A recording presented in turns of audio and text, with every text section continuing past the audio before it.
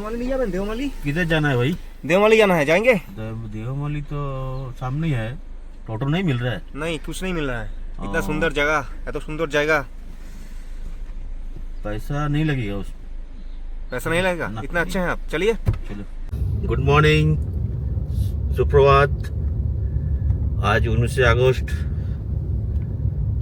আজকে দিন শুরু করছি, প্রথম দিন সকাল সকাল হনুমান মন্দির আছে এখানটাতে, বড় একটা হনুমান মন্দির ওখানে যাই, ঘুরে আসি, তারপর ওখান থেকে দেওমালি বেরিয়ে যাবো।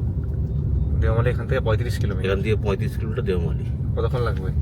ওই 2-2.5 ঘন্টা লাগবে। চলিয়ে টাটা।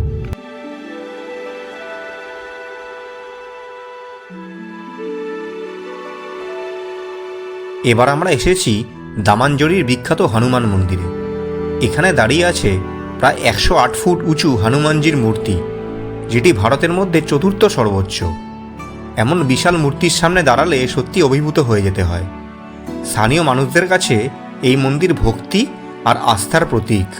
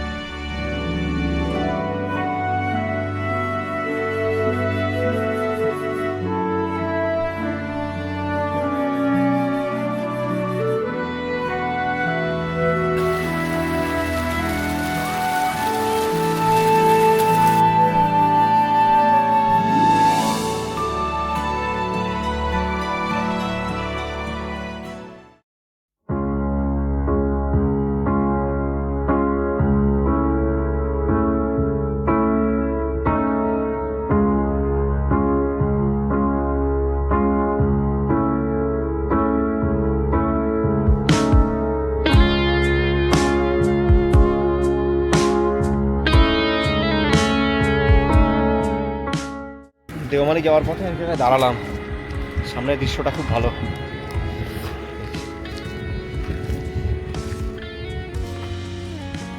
খুব ভালো একটা ল্যান্ডস্কেপ। সামনে হয়তো আরো পাবো। কি খেয়ে শরীরে ক্ষতি করছে গো আবার? না না, সকাল লুচি খেয়েছি না, ওরা ঘর থেকে লুচি খেয়ে একটু নিয়ে পেটটা একটু ইয়ে হয়েছে, থামসাপ খেয়ে দেখি শরীরটা ভালো লাগছে।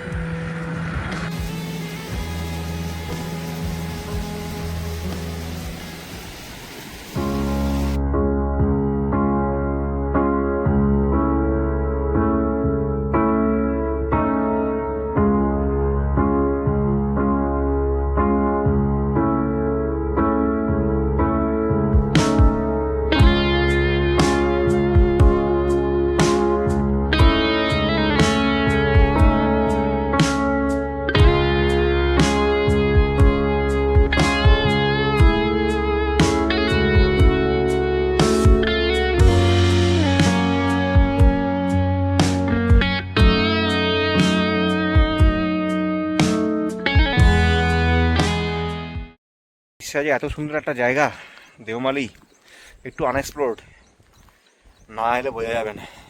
এত সুন্দর ভিউ চারিদিকে,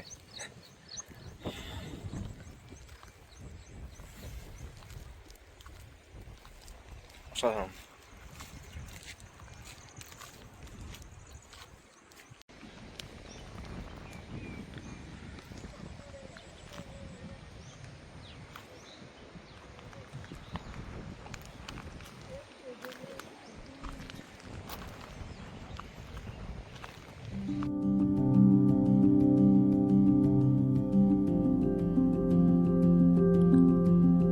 এখন আমরা চলেছি ওড়িশার সর্বোচ্চ পাহাড় দেওমালির পথে। কোরাপুট থেকে প্রায় 60 থেকে 70 কিলোমিটার দূরে এই রাস্তা উঠতে উঠতে চারপাশে দেখা যায় অনন্ত সবুজ পাহাড়, যেন একটার পর একটা ঢেউ। মাঝে মাঝে মেঘ এসে ঢেকে দেয় চারপাশ, আবার হঠাৎই পরিষ্কার আকাশ থেকে দেখা মেলে অসাধারণ দৃশ্যের। এই ভ্রমণের আসল স্বাদই হল পাহাড়ি রাস্তার সৌন্দর্য আর মেঘে মোড়া পরিবেশ।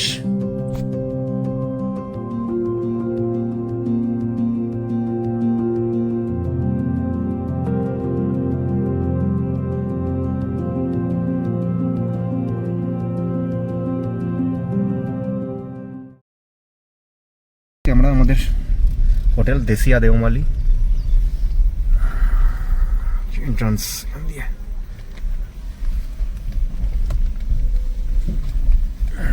চেক ইন করে লাগেজ প্যাকেজ রেখে তারপর আবার বেরোবো। দেশিয়া দেওমালিতে আমাদের রিসোর্ট, হোটেলটা দেখাচ্ছি। কিন্তু এখানে একটা মুশকিল হচ্ছে, এখানে নেটওয়ার্ক একদমই নেই, কোনো নেটওয়ার্কই নেই এখানে, সব কাজ অফলাইনে হবে। হচ্ছে আমাদের রুম কটেজ, ভাড়া কিন্তু একটু বেশি, ভাড়া হচ্ছে 5,000 টাকা পার নাইট উইথ ব্রেকফাস্ট। যেহেতু আমরা 3 জন থাকবো, আমাদের 6,200 টাকার মতো পড়েছে।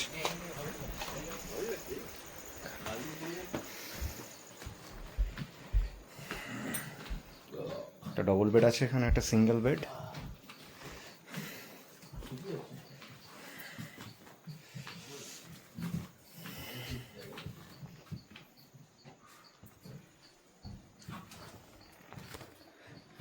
টয়লেট হচ্ছে, টয়লেটটা একবার দেখুন, ওপেন টয়লেট, উপরে ছাদ নেই।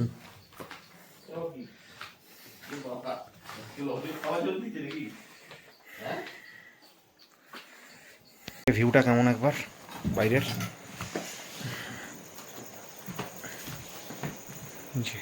ভিউটা আসছে রুম থেকে।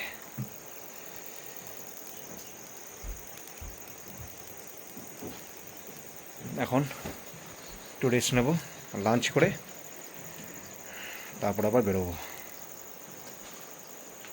এখানে যদি স্টে করতে হয় ওয়ান নাইট, আমরা যেমন ওয়ান নাইট স্টে করছি, একটা জিনিস খেয়াল রাখতে হবে, কোনো রকম অনলাইন পেমেন্ট বা ইউপিআই পেমেন্ট কিন্তু এখানে সম্ভব হবে না, কারণ কোনো নেটওয়ার্কই নেই। ভাগ্যিস আমার কাছে ক্যাশ কিছু আছে, তাই জন্য পেমেন্টটা করতে পারবো। এটা জানতাম না, এটা এখানে এসে এটা জানলাম, এটা মাথায় রাখতে হবে। এটা হচ্ছে ডাইনিংটা হোটেলের।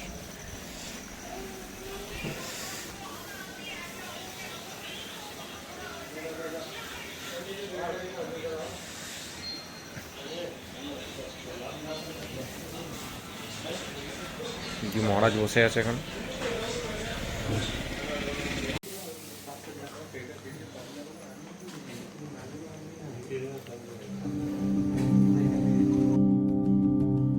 আজকের পর্বে আমরা দেখলাম দামানজরি হনুমান মন্দির আর দেওমালির পথে সেই মনোমুগ্ধকর পাহাড়ি রাস্তা। কিন্তু এই যাত্রার আসল রূপ এখনও বাকি। আগামী পর্বে আমরা নিয়ে যাব আপনাদের সরাসরি দেওমালির শৃঙ্গে, যেখানে মেঘ আর পাহাড় একসাথে মিলেমিশে তৈরি করে অপূর্ব এক দৃশ্য। সাথে দেখাবো রাথিবালি জলপ্রপাতের সৌন্দর্য আর ফেরার পথে গোপালপুরের সমুদ্র তীর। তাহলে সঙ্গে থাকুন, দেখা হবে পরবর্তী পর্বে।